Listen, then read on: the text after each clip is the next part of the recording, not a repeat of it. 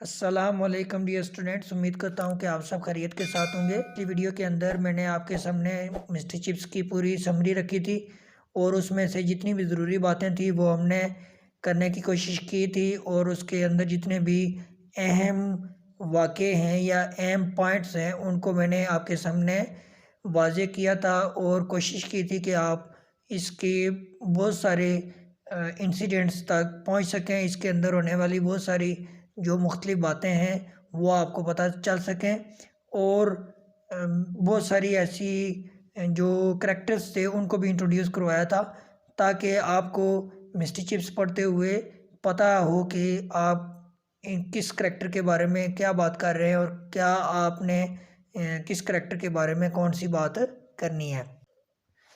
आज की इस वीडियो के अंदर हम कोशिश करेंगे कि पहले चैप्टर के मुकम्मल जितने भी इम्पोर्टेंट क्वेश्चन हैं उनको सॉल्व किया जा सके और उनके जितने भी अहम जो वाक़यात हैं उनको याद किया जा सके और आपको उन तक मुकम्मल गाइड मिल सके ताकि आपसे अगर इन वाक़यात के बारे में या पहले चैप्टर से कोई भी सवाल आए तो वो आप आसानी के साथ हल करने के काबिल हों।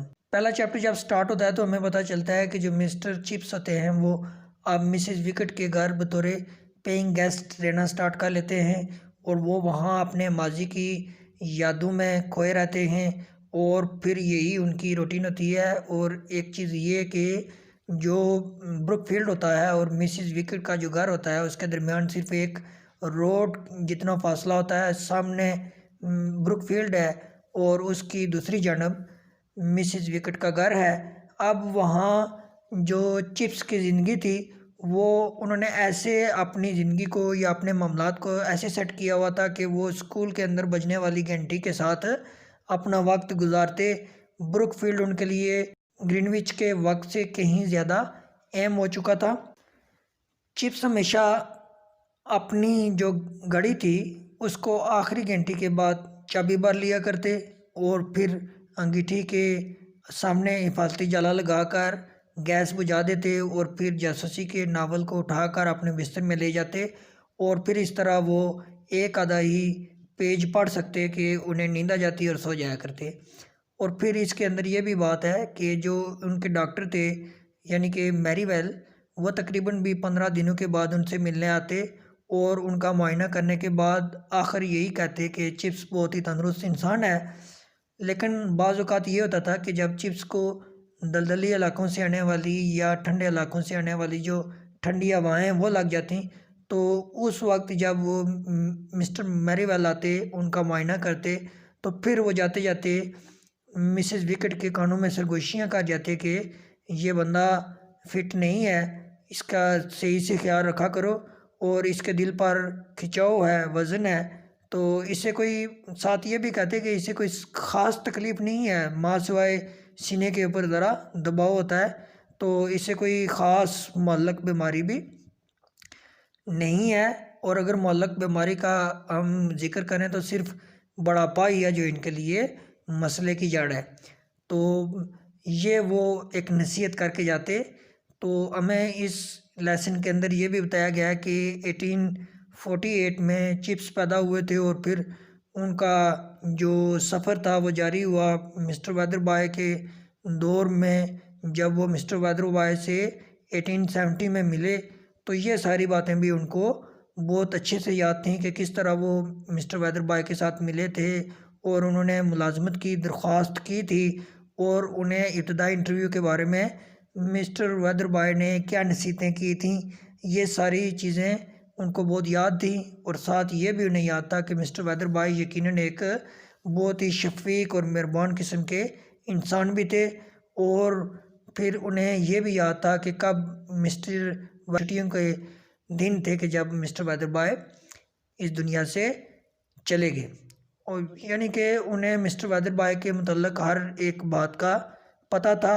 मिस्टर वेदरबॉय की हुई वो नसीहत याद थी कि जिसमें मिस्टर वेदरबॉय ने उनसे कहा था कि तुम अभी नौजवान हो और तुम्हारा बहुत ही एक यानी कि लॉन्ग लास्टिंग एक फ्यूचर है और तुमने क्या करना है कि ब्रुकफील्ड को एक अजीम और एक कदीम अदारे के तौर पर देखना है और इसके माहौल के साथ अपने आप को एडजस्ट करना है। अगर तुम ऐसा करने में कामयाब हो जाते हो तो तुम यहाँ टिक पाओगे, अदरवाइज़ तुम्हें यहाँ कोई टिकने नहीं देगा। तो उन्होंने कहा जी कि अपने नज़्म व ज़ब्त को बहुत ही कंट्रोल में रखना है। क्लास को कंट्रोल जो क्लास का कंट्रोल होता है उससे बेहतर रखना है।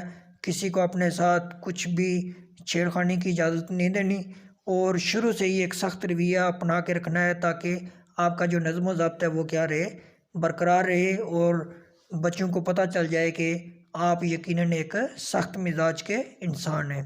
ये वो उनकी नसीहत थी जिसे चिप्स हमेशा याद रखते थे और उन्हें यकीनन ये नसीहत उनकी की हुई याद भी थी। और फिर जब इस नसीहत के बाद उनका जो इंटरव्यू ख़त्म हुआ और जब उन्हें क्लास के अंदर यानी कि बच्चों के सामने इंट्रोड्यूस करवाया गया तो वो यकीनन उनके लिए एक बहुत ही सख्त किस्म का दिन था।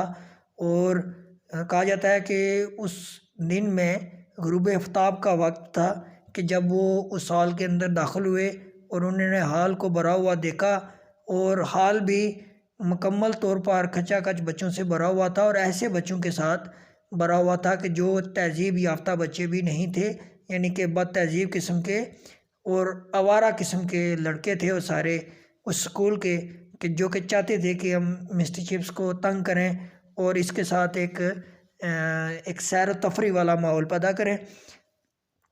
तो अब जबकि वो रोस्टम के ऊपर खड़े हो गए और जैसे ही चिप्स ने क्या किया कि अपनी नशिस्त पर जो है ना वो बैठ गए तो हाल में खामोशी सी छा गई थी।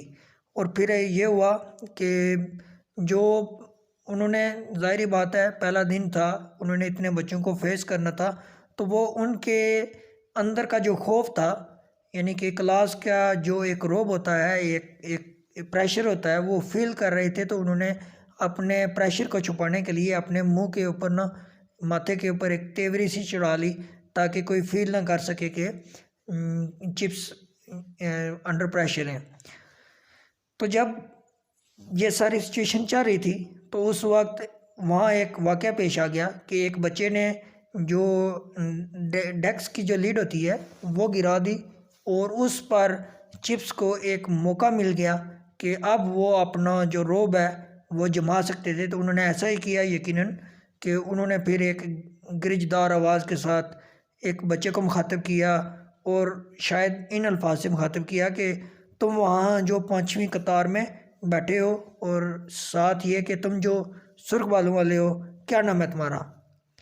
और इस तरह उन्होंने उस बच्चे को मुखातिब किया तो वो बच्चा खड़ा हुआ और उसने कहा जी कि जनाब मेरा नाम काली है। तो उन्होंने कहा ठीक है काली साहब, आपने गलती की है तो आपको इस गलती के एवज़ आपको 100 सतरें लिख कर दिखानी होंगी।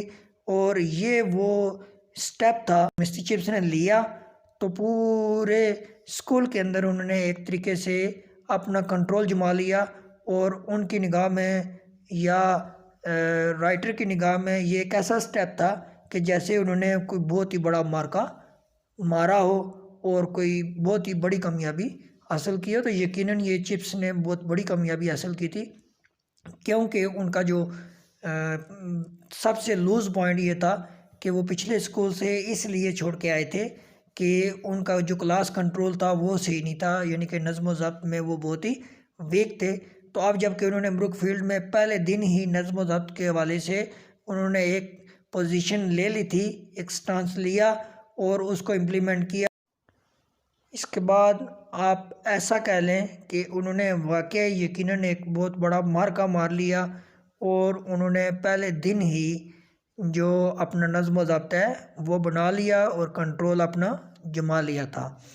और यही उनकी कामयाबी का एक राज बना कि बाद में उन्हें कभी भी स्कूल के अंदर डिसिप्लिन के हवाले से कोई शिकायत नहीं हुई और बच्चों के साथ कभी भी वो डिसिप्लिन के मामले में ना तो उन्होंने लचक दिखाई और ना इसके ऊपर कोई ऐसा वाक़या पेश आया। खुलासा बयान किया है, कोई चीज़ मिस नहीं होने दी है।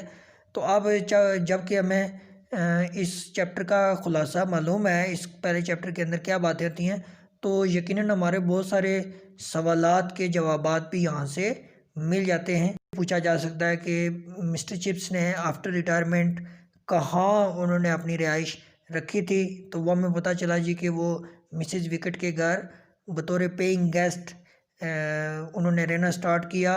तो वहाँ उनकी एक्टिविटीज़ क्या थी?